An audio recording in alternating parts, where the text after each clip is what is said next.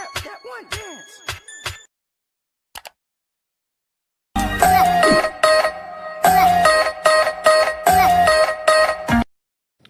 Assalamualaikum warahmatullahi wabarakatuh. Saya Windy Tamaraseka. Di sini saya akan menjelaskan tentang prinsip-prinsip pengembangan kurikulum.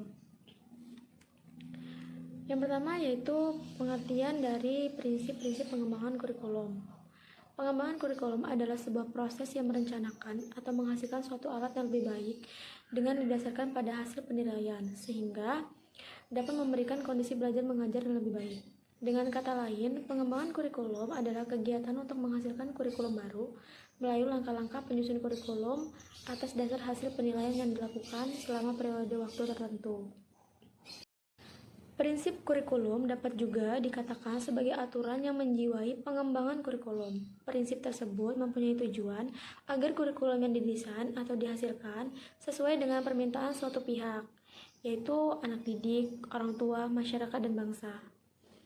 Pengembangan prinsip kurikulum adalah suatu dasar yang mengatur sebuah proses pembelajaran yang dapat memberikan kondisi belajar yang lebih efektif dan efisien. Selanjutnya, dalam prinsip-prinsip pengembangan kurikulum terdapat 4 sumber. Yang pertama yaitu data empiris. Data empiris ini data yang bersumber dari hasil observasi atau percobaan. Data ini merujuk pada pengalaman yang terdokumentasi dan terbukti efektif. Yang kedua yaitu data eksperimen.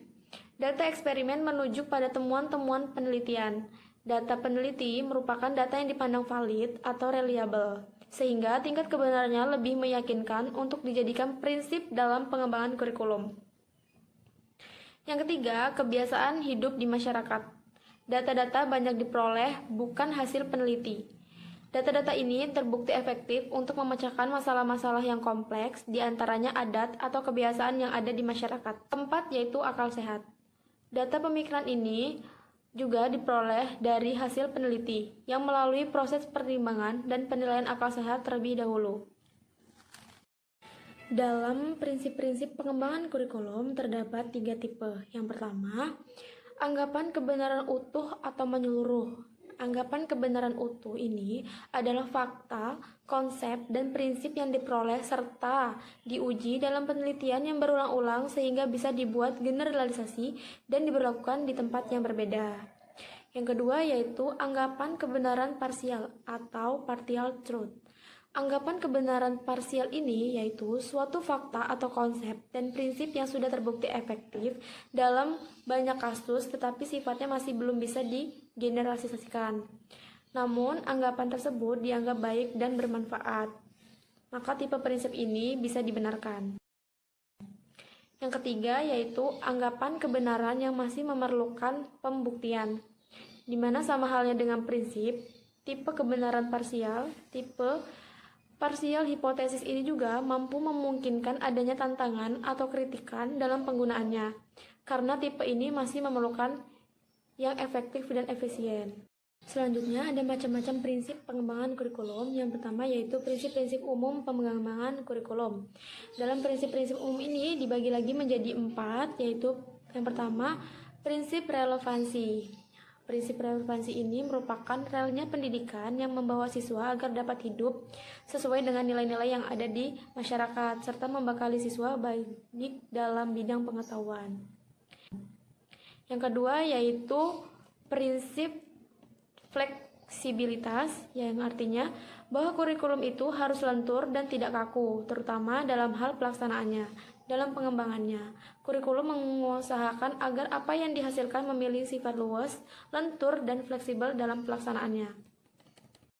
Yang ketiga yaitu prinsip kontinuitas, yaitu adanya kesinambungan dalam kurikulum, baik secara vertikal maupun secara horizontal. Pengalaman-pengalaman belajar yang disediakan kurikulum ini harus memperhatikan kesinambungan, baik yang di dalam tingkat kelas antar jenjang pendidikan. Yang keempat yaitu prinsip efektivitas, merujuk pada pengertian kurikulum itu selalu berorientasi pada tujuan tertentu yang ingin dicapai. Kurikulum ini dikatakan sebagai instrumen untuk mencapai tujuan. Oleh karena itu, jenis dan karakter tujuan apa yang ingin dicapai harus jelas. Selanjutnya ada prinsip-prinsip khusus pengembangan kurikulum, di mana prinsip khusus ini berkenaan dengan prinsip yang berlaku di tempat tertentu dan situasi tertentu. Prinsip ini juga merujuk pada prinsip-prinsip yang digunakan dalam pengembangan komponen-komponen kurikulum secara khusus yang isinya tujuan, isi, metode, dan evaluasi.